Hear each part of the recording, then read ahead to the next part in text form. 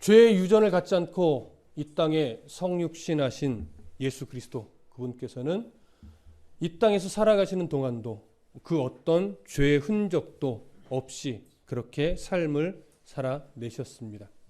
그러한 예수님이 인간을 위한 희생 제물의 자격으로 십자가에서 육체의 죽음을 맞이했죠. 스스로 생명을 내어 주신 것이었습니다. 그렇게 죄와 사망 권세에게 자신의 생명을 하나님의 구속을 위해, 인간 구원을 위해 하나님의 뜻을 이루기 위해 기꺼이 육체의 생명을 내어 주었습니다. 그러나 대제사장이시면서 또 하나님이신 예수 그리스도의 그 영은 죄에 굴복당할 수 없으십니다. 그렇기 때문에 영으로는 이미 살아계시고 영으로는 승리하셨습니다. 이 승리를 우리가 저번 시간에 예수님이 무저갱에 내려가서 그들에게 자신의 승리함을 선포했고, 이 승리를 확증하기 위해 육체에 부활하실 것을 또 선언하셨으며, 무저갱에 있는 자들에게 남은 것은 이제 하나님의 심판뿐이 없음을 그들 앞에서 선포하셨습니다. 바로 이러한 그리스도의 보혈의 은혜로 구원의 백성이 된 자들이 바로 성도라 불리는 자들이죠. 그리스도인이라 불리는 자들입니다. 베드로전서 당시로 가보면 바로 소아시아 지역의 소수의 그리스도인들, 그들이 바로 이러한 예수 그리스도의 죽음의 은혜를 덧입어서, 보혈의 은혜를 덧입어서 구원의 백성이 된 자들이었습니다. 예수님은 이렇게 소수의 그리스도인들, 믿음을 지켜내며 환난과 핍박과 비방을 견뎌내고 있는 그리스도인들에게 예수 그리스도의 이 은혜를 근거로 하여 위로하며 격려합니다. 그러면서 이제 중요한 권면으로 들어가는데 20절 봅니다. 20절 함께 읽습니다. 시작. 그들은 전에 노아의 날 방주를 준비할 동안 하나님이 오래 참고 기다리실 때에 복종하지 아니하던 자들이라. 방주에서 물로 말미암아 구원을 얻은 자가 몇 명뿐이니 겨우 8명이라. 자, 베드로는 지금 옥에 있는 영들, 무저갱에 있는 영들을 어떻게 연결을 하냐면, 전에 노아의 날 방주를 준비할 동안 하나님이 오래 참고 기다리실 때에 복종하지 아니하던 자들이다, 이렇게 이야기를 합니다. 그러니까 노아의 홍수 때 예수를 믿지 않고 물로 심판을 받아 죽은 자들을 누구로 연결하는 거예요? 지금 무저갱에 있는 자들로 연결을 하는 겁니다. 그렇다면 옥에 있는 영들, 무저갱에 있는 영들은 구약시대 노아의 방주 때 물로 심판받은 자들만 해당할까요? 그렇지 않습니다. 그들을 대표로, 구약시대에 불순종하여 죽은 자들을 대표로 노아 시대에 죽은 자를 지금 이야기를 하는 겁니다. 그러면 왜 굳이 노아 시대를 예로 들어서 옥에 있는 영들을 표현하느냐? 노아 시대가 가지고 있는 중요한 특징이 뭡니까? 바로 구원의 기회가 주어졌던 시기예요. 구원의 기회가 주어졌음에도 불구하고 그 구원의 기회를 스스로 저버린 자들이기 때문에 불순종의 대표의 모습으로 여기에 기록을 하고 있는 겁니다. 노아 시대의 구원을 위한 유일한 방편이 무엇이었습니까? 바로 방주였죠. 예수 그리스도의 십자가의 죽음을 상징하는 그 방주가 유일한 구원의 방편이었는데, 그 방편을 거절했기 때문에 그들은 물에서 심판을 받아 죽을 수밖에 없었던 겁니다. 그래서 옥에 있는 영들은 그렇게 예수 그리스도를 거절한 자들이기 때문에 그들을 대표로 무엇이라 설명하냐면, 노아의 방주 때 하나님이 오랜 시간 참고 기다리셨지만 끝내 복종하지 아니했던 자들이다, 이렇게 대표적으로 설명을 하는 겁니다. 그러면서 이 대표적인 설명을 베드로는 어디에게까지로 연결을 하려고 하냐면 세례로까지도 연결을 하기 위해서 지금 이 노아의 날을 예로 들고 있는 겁니다. 자, 그러면 먼저 중요한 표현에 대해서 한 가지 좀 정리를 합니다. 전에 노아의 날 방주를 준비할 동안에 하나님이 오래 참고 기다리실 때, 이런 표현을 합니다. 자, 하나님이 오래 참고 기다리셨다라고 하는 표현은 무엇을 강조하기 위함이냐면, 노아 시대 때 하나님을 거절하고 하나님을 중심에 두지 않고 자기 소견에 오른 대로 자기만이 기준이 되고 자기만이 중심이 되어 살았던 그들이 하나님이 그 순간부터 이놈들 안 되겠다 하고서 바로 심판 내린 게 아니라는 거예요. 충분히 회심할, 충분히 돌이킬, 충분히 하나님 앞에 나아올 기회를 주었었다라고 하는 거예요. 그럼에도 불구하고 그 기회를 그들이 스스로 저버렸기 때문에 심판받은 것임을 드러내기 위함이에요. 자, 그러면 하나님의 오래 참고 기다리셨다는 것이 성경 역사 속에서 어떻게 드러나냐면 기본적으로 아담 이후 가인과 아벨 시대를 거쳐가면서 사람은 대부분의 사람들이 다 점차 누구를 기억하지 않게 됐어요? 하나님을 기억하지 않게 됐어요. 중간에 예배하는 자로 하나님이 그 셈의 후손들을 끌어가긴 했으나 점차 모두가 다 하나님을 잊어버리고 예배함을 잊어버리고 그저 시집가고 먹고 장사하고 그저 자기를 위해서만 살아가고 있었단 말이에요. 바로 그러한 악한 시대에 하나님은 이미 역사 속에 누구를 예비하셨냐면 에녹을 예비하셨어요. 에녹을 예배하면서 무두셀라를 낳을 때부터 하나님은 에녹을 통해서 무엇을 세상 가운데 선포하게 하셨을까요? 심판을 선포하게 하셨던 겁니다. 그것이 무두셀라라고 하는 이름에 드러나 있고 우리는 창세기를 강의할 때 이 부분에 대해서 나누어 썼습니다. 이때가 바로 아담 창조를 기점으로 본다면 대략 687년 정도가 흘러갔을 때예요. 그때 에녹을 통해서 세상 가운데 너희들 이렇게 하나님을 염두에 두지 않고 자기 마음대로 살다가는 하나님의 심판이 있을 수 있음을 점하게 했어요. 당연히 무두셀라도 그것을 증거했겠죠. 물론 매일매일 흔들림 없이 증거했다 이렇게 볼 수는 없지만 하나님은 그들의 인생을 끊임없이 바로 이 하나님의 심판을 선언하고 전하는데 인생을 쏟게 하셨을 겁니다. 그러면서 대략 369년 정도가 또 흘러가요. 그러면서 이제 누가 태어나냐면 노아가 태어납니다. 자, 노아가 태어나면서부터는 하나님이 이제 본격적으로 이 세상을 향한 심판 선언을 준비해 가시는데, 심판을 준비해 가시는데 노아가 태어났을 당시도 여전히 세상은 악했습니다. 어찌 보면 노아 때 그 악함은 절정을 이루었다라고도 말할 수 있을 거예요. 그래서 하나님이 노아 시대에 홍수 심판을 작정하셨고 그 홍수 심판을 바로 내리는 것이 아니라 노아를 통해 몇 년을 방주를 짓게 했을까요? 120년을 방주를 짓게 합니다. 자, 120년 동안 방주를 만들었다라고 하는 것은 그 방주를 바라보는 사람들에게 이미 무엇을 보여주는 것과 똑같아요? 하나님의 심판이 있을 것을 보여주는 것과 똑같아요. 그래서 어떤 학자는 노아가 만드는 방주의 판자 하나하나는 결국 회개를 외치는 설교였다. 그리고 그가 두들기는 망치 소리는 하나님의 경고의 외침이었다. 그리고 세상 사람들 눈앞에 점차 선명하게 펼쳐지고 있는 방주의 모습은 곧 있을 심판을 대비한 하나님의 부르심이었다. 이렇게 얘기를 합니다. 물론 굉장히 시적인 표현일 수는 있으나 충분히 그렇습니다. 노아의 행동 하나하나는 하나님의 부르심이며 하나님의 심판의 외침이며 하나님의 경고였습니다. 그렇게 에녹 때를 기준으로 본다면 약 970년간 회개는 왜 심판에 대해서 선포가 되어졌죠. 노아를 기준으로 본다면 약 120년간 심판이 외쳐졌습니다. 자, 그 외침에 거의 1000년 가까이 외쳐진 이 심판의 외침에 누가 귀를 기울였을까요? 한 사람도 귀 기울인 자가 없었습니다.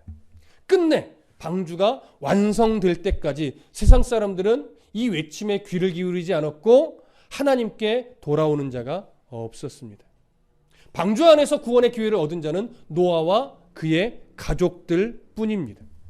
그래서 베드로는 오늘 이 본절 20절에 방주에서 물로 말미암아 구원을 얻은 자가 몇 명뿐이니 겨우 몇 명이에요?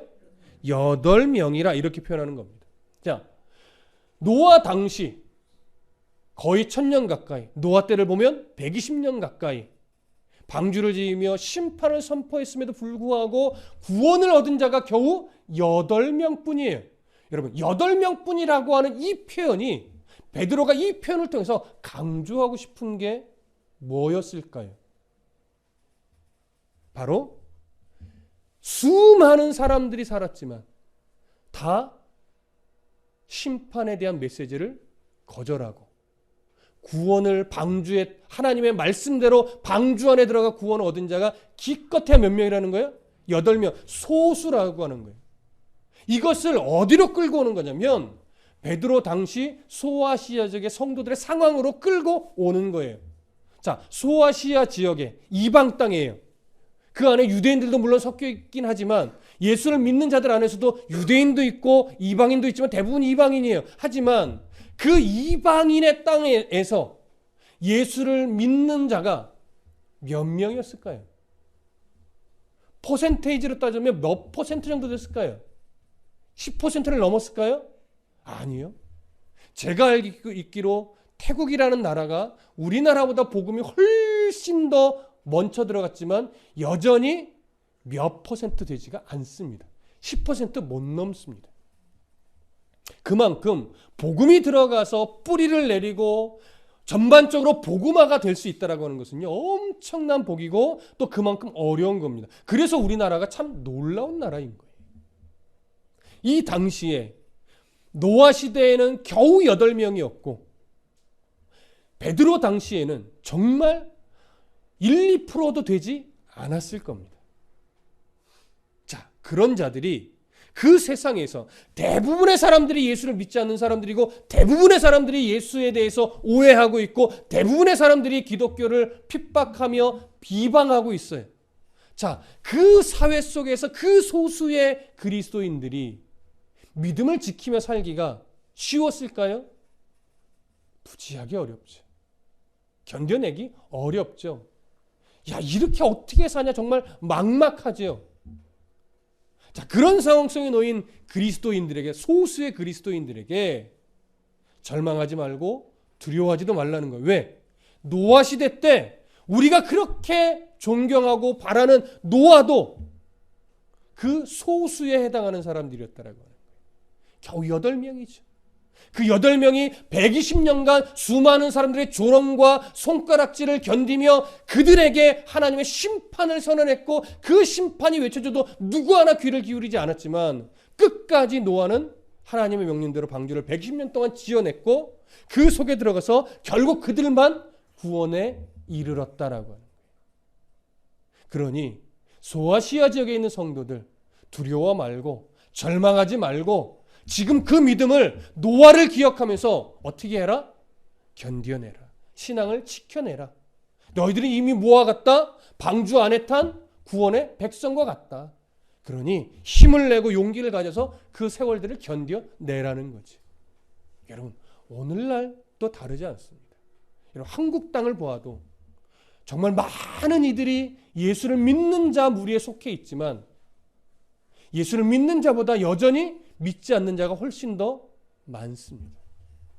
또한 예수를 믿는다 하지만 진짜 성도는 또 더 적을 겁니다. 교인은 많을지 몰라도 성도는 또 적습니다. 이러한 세상의 문화 속에서 또 교회이고 성도라고 하지만 왜곡된 신앙을 갖고 있는 그 세상 교회의 문화 안에서 정말 바른 신앙을 가지고 바른 성도의 삶을 살아간다는 것은 참 어렵죠. 그래서 많은 부분 우리는 타협하며 살아갑니다.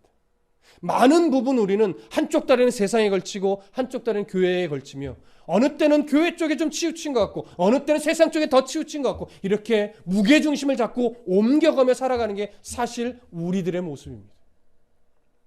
오늘 성경은 무엇을 요구하는 걸까요? 무게중심을 왔다 갔다 하지 말고 방주 안으로 온전히 넣으라는 거죠. 우리는 이미 구원의 백성이고 우리는 하나님의 통치를 받는 자이니 그 세상에서 왔다 갔다 하는 신앙이 되지 말고 정말 무게중심을 나를 구원하신 하나님 앞에 딱 두고 이미 그 소수의 무리가 구원을 받은 그것처럼 우리도 구원의 백성이니까 세상을 겁내지 말고 믿음을 지키며 더 성도의 발걸음을 갖는 그런 삶이 되어야 된다라고 하는 것이죠. 그런 이 메시지를 듣는 당시 소아시아 지역의 그 소수의 그리스도인들 위로가 될까요? 안 될까요? 위로가 되지요. 큰 위로가 되지요. 그러나 그것이 위로가 되지만 현실적으로 바뀌는 것은 없습니다. 여전히 세상은 기독교를 비방하고 대적하며 대다수의 모든 그 세상 사람들이 모든 권세와 주도권을 다 잡고 있어요.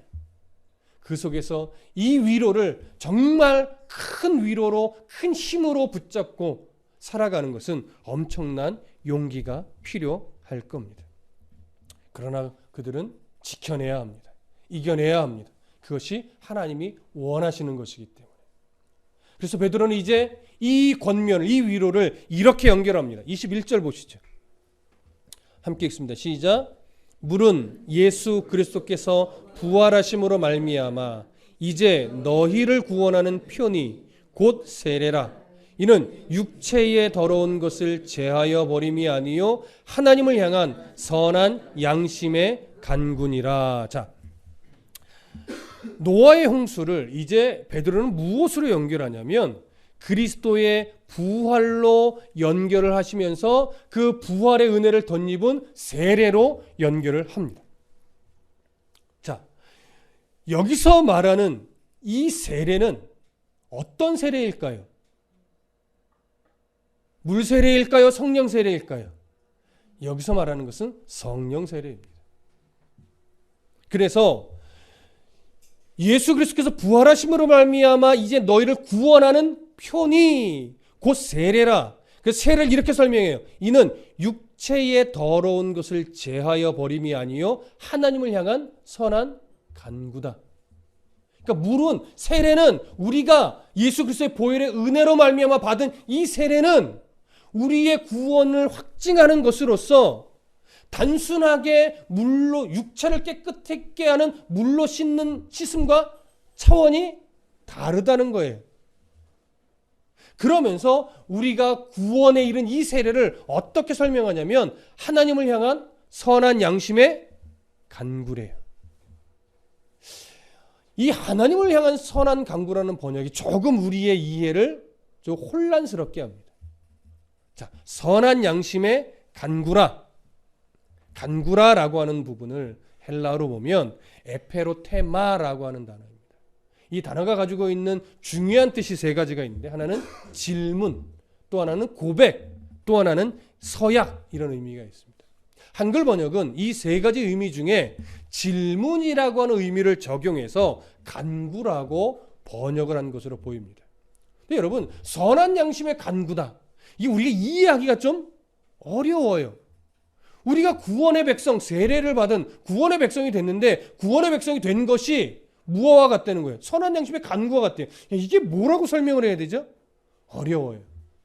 아무래도 번역이 좀 무리한 번역으로 여겨집니다. 그래서 우리는 이 부분을 간구라는 어떤 의미로 적용하지 않고 서약이라는 의미로 적용하는 것이 훨씬 더 문맥상도 자연스럽다고 여겨집니다. 그래서 서약이라는 의미를 적용하면 어떻게 번역을 할 수 있냐면 하나님을 향한 선한 양심의 약속이다. 이렇게 번역을 할 수 있습니다. 자, 하나님을 향한 선한 양심의 약속이다라고 하면 이제 이것이 어떤 의미가 되냐면 우리가 구원의 백성이 되어 세례를 받았다면 성령의 세례를 받았다면 그 성령의 세례를 받은 자는 당연히 하나님 앞에 무엇을 서약하는 것과 같아요? 하나님이 회복시켜 주신 선한 양심, 그 양심을 삶의 기준으로 잡고 살아가기를 다짐하는 것과 서약하는 것과 약속하는 것과 같다라고 하는 거예요. 왜요? 선한 양심은요 아무나 회복되는 것이 아니에요. 여러분 선한 양심은 착한 행실과는 다른 겁니다. 하나님을 믿지 않는 사람들 중에서도 얼마든지 착하게 사는 사람은 많습니다. 여러분 착하게 사는 것이 하나님의 뜻 안에 있기는 하지만 착하게 사는 것이 곧 하나님의 뜻인 것은 아니에요. 이 말씀 무슨 말인지 아십니까? 하나님의 뜻 안에 성도가 착하게 살아가는 모습도 있는 거예요. 우리 하나님이 성도가 악하게 사는 걸 원하지 않기 때문에. 하지만 착하게 사는 것이 하나님의 뜻인 것은 아니에요. 무슨 말씀 이해되시죠? 아무리 착하게 살아도 하나님과 상관없이 살면 그건 죄악된 삶이에요. 아무리 죄 짓지 않고 살아도 하나님을 등지고 살면 그건 죄악된 삶이라고요. 그래서 선한 양심이라는 것은 뭐냐면 하나님이 회복시켜 주신 양심이에요. 다시 얘기하면 하나님이 무엇을 기뻐하시는지, 하나님이 나를 향해서 어떤 뜻을 갖고 계시는지, 이런 것들을 말씀 안에서 발견하면서 그 하나님이 영광스럽게 올려질 수 있는 그런 삶의 흔적들을 끊임없이 가져가는 거예요. 그런 흔적이 나타날 수 있도록 노력하는 거죠. 이것이 선한 양심이에요. 그러한 선한 양심이 보여주시는 대로, 이끌어가는 대로 우리가 어떻게 해요? 하나님 앞에 우리의 삶을, 우리의 의지를 계속해서 굴복시켜 나가는 씨름을 하는 거예요. 이렇게 결심을 하는 거예요. 이게 뭐예요? 선한 양심의 약속이에요. 아무나 할 수 없어요. 누구만이 할 수 있어요? 예수 그리스도의 보혈의 은혜를 덧입어 성령의 세례를 받아 그 마음에 선한 양심이 회복된 자만이 이 결심을 할 수 있는 거예요. 그래서 세례를 선한 양심의 약속이라고 표현하는 거예요. 베드로가 왜 이걸 강조할까요? 성도들에게, 소아시아 성도들에게 너희들 하나님이 이미 그 마음에 신앙의 양심을 회복시켜줬다. 알지 않느냐? 그러니 그 양심을 가지고 그 세상 속에서 또 믿음이 흔들려서 그 세상과 똑같이 살아가는 건 하나님이 기뻐하는 삶이 아니다. 그러니 이제 다시 선한 양심을 가지고 살아가기를 결심하고, 비록 어렵고 힘들고 때로는 목숨의 위협을 받을지라도 겁내지 말고 선한 양심을 가지고 그것을 근거로 살아가라. 이런 권면을 하는 것이죠. 그래서 여러분, 근데 거기에는 또 하나 플러스가 들어가요. 뭐예요? 그런 삶을 통해서 누구를 세상 가운데 드러내 보여줄 수 있어요? 하나님을 드러내 보여줄 수가 있는 거예요. 우리가 이전에 3장 16절에서 그 말씀을 나눴어요. 선한 양심을 가지라. 이는 그리스도 안에 있는 너희의 선행을 욕하는 자들로 그 비방하는 일에 부끄러움을 당하게 하려 함이라. 무슨 말입니까? 누군가는 성도들의 그 애쓰는 정직하고 성실하며 하나님만을 바라보고 살아가는 그 모습을 바라보면서 하나님이 그 사람의 마음을 바꿔서 내가 왜 저런 사람을 비방했나, 왜 저런 사람을 핍박했나 이러면서 하나님 앞에 마음을 돌이킬 수도 있다라고 하는 거죠. 근데 또 멀리 보면 뭐예요? 마지막 때에는 하나님 앞에 또 부끄러움을 당할 수도 있다라고 하는, 넓게 보면 그런 모습까지도 말할 수 있다라고 말씀드렸었습니다. 자, 바로 여기서도 나눴던 것처럼 그리스도인들은 이렇게 하나님이 주신 신앙의 선한 양심, 이것을 가지고 세상 속에서 살아가기를 두려워하지 말고 주저하지 말고 하나님 앞에 살아내야 합니다. 그리고 살아낼 수 있습니다. 내 힘으로가 아니라 하나님이 도우실 것이기 때문에. 우리는 그래서 하나님 앞에 이 양심을 버려지지 않도록, 이 양심이 식어지지 않도록 끊임없이 하나님 앞에 몸부림쳐야 하는 겁니다. 히브리서 10장 22절에도 이 의미를 이렇게 설명합니다. 우리가 마음의 뿌림을 받아 악한 양심으로부터 벗어나고 몸은 맑은 물로 씻음을 받았으니 참마음과 온전한 믿음으로 하나님께 나아가자. 우리에게도 필요한 말씀입니다. 참마음과 온전한 믿음으로 하나님께 나아가야 됩니다. 그러기 위해서 우리에게 회복시켜 주신 이 선한 양심이 그 어떤 가치관에도, 그 어떤 세상의 미혹에도 변질되지 않도록 우리가 끊임없이 바르게 붙잡고 나아가는 씨름을 해야 할 겁니다. 22절 함께 읽으시죠. 본문 22절 시작. 그는 하늘에 오르사 하나님 우편에 계시니 천사들과 권세들과 능력들이 그에게 복종하느니라. 여러분, 이 22절은 정말 중요합니다. 왜 중요하냐면 베드로가 소아시아적 성도들의 삶이 얼마나 고된지 모르지 않아요. 정말 힘겹고 신앙을 지켜가기가 말이 쉬워서 견디라 하는 거지 그 견딤이 얼마나 어려운지 알아요. 그러면서도 이 권면을 강하게 하는 이유는 그들의 눈앞에 보이는 현실은요, 그 권세와 힘과 모든 기득권을 세상 사람들이 다 가지고 있고 그들이 횡포를 하고 그 가진 것을 가지고 기독교인들을 핍박하고 있는 것처럼 보여지지만 믿음의 눈을 들어보면 실제 온 우주 만물의 모든 권세를 누가 붙잡고 계십니까? 하나님이 붙잡고 계십니다. 그래서 하나님의 허락이 없으면 그 어떤 세력도 믿음의 백성을 죽일 수 있어요? 없어요? 없어요. 믿음의 백성을 하나님의 사랑에서 끊어낼 수 있어요? 없어요? 없어요. 그래서 지금 우리의 눈앞에 보기에는 모든 기득권, 권세 이런 것들이 세상 사람들이 쥐고 흔드는 것처럼 보이지만 그 세상 역사를 끝내 궁극적으로 이끌어내시며 주관하시는 권세는 하나님의 손에 있음을 선포하는 거예요. 그래서 그 모든 권세가 하나님 손에 있고 그 세상의 모든 권세가 하나님 앞에 복종할 수밖에 없는 것들이니 너희들 두려워 말고 이것을 세상 가운데서 우리를 향한 훈련이라 여기며 기꺼이 견뎌내라. 견뎌낼 수 있다. 그들을 두려워하지 마라. 진짜 권세자는 세상 권세자가 아니라 하나님이시다. 그래서 견딜 수 있다. 이것을 지금 강조하여 말하고 있는 겁니다. 오늘을 살아가는 우리들도 마찬가지죠. 얼마나 현실이 무겁습니까? 얼마나 현실이 버거웁니까? 사실 진짜 버겁죠. 목회자가 돼서 참 어려운 것은 뭐냐면 정말 성도들이 겪는 그 어려움, 힘듦이 저에게 피부로 와닿기가 어렵다라고 모른다는 얘기가 아닙니다. 그 마음을 나누지 않는다는 이야기가 아닙니다. 그 어려움들, 마음의 아픔들, 상처들 이런 것들을 가슴 깊이 같이 나누고 싶지만 저는 사람이고 또 세상 가운데 지금 치열한 세상 속에서 씨름을 하는 자가 아니다 보니까 그것을 정말 똑같은 느낌으로 가슴에 품기가 어렵다라고 하는 거예요.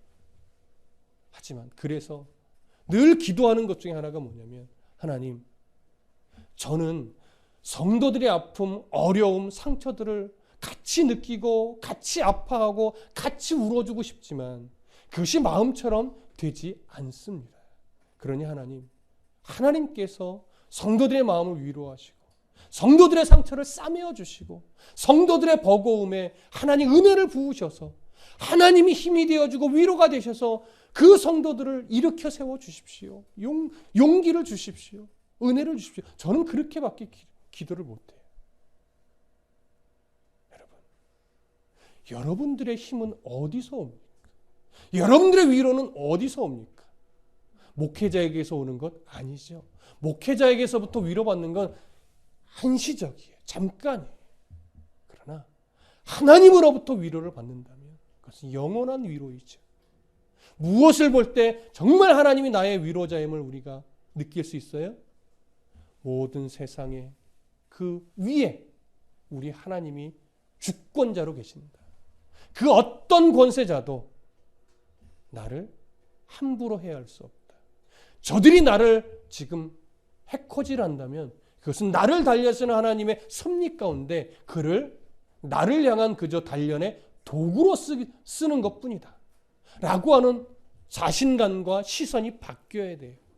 그래야 모진 세파 속에서 결국 성도들이 살아갈 수밖에 없는데 그 세파 속에서도 힘을 잃지 않을 수 있어요. 다 세상의 모든 것들은요. 우리를 향한, 나를 향한 도구일 뿐이에요.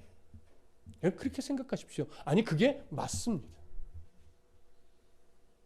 그 사랑을 받고 있는 자들이 바로 저와 여러분들이에요. 그러니 오늘 우리가 힘을 낼 이유는 충분합니다. 그러니 우리는 또 용기를 가질 이유는 충분하죠. 그러니 오늘 다시 이 말씀을 힘삼아서 노아의 시대처럼 믿음의 백성은 소수예요. 또 이 베드로 당시처럼 수많은 세상 권세자, 실권자들은 다 세상 사람들이 갖고 있어요. 그래서 믿음의 백성들이 선한 양심을 가지고 살아가기가 어렵습니다. 하지만 그런 양심을 주신 이가 하나님이시고 그런 양심을 가지고 이리때 같은 세상 속에 양으로 살게 하신 이가 하나님이에요. 그건 뭐냐면 내가 지켜낼 테니 걱정하지 말라는 거예요. 내가 함께 할 테니 두려워 말라라고 하는 거예요. 이 말씀을 현실 속에서 견디어내고 이겨내오는 과정 속에서 느끼시고 그 하나님의 자녀로서 주님의 나라에서 하나님의 나라에서 기쁘게 주님 만날 때까지 흔들리지 않는 신앙으로 잘 지켜가시기를 간절히 축복합니다. 기도하겠습니다.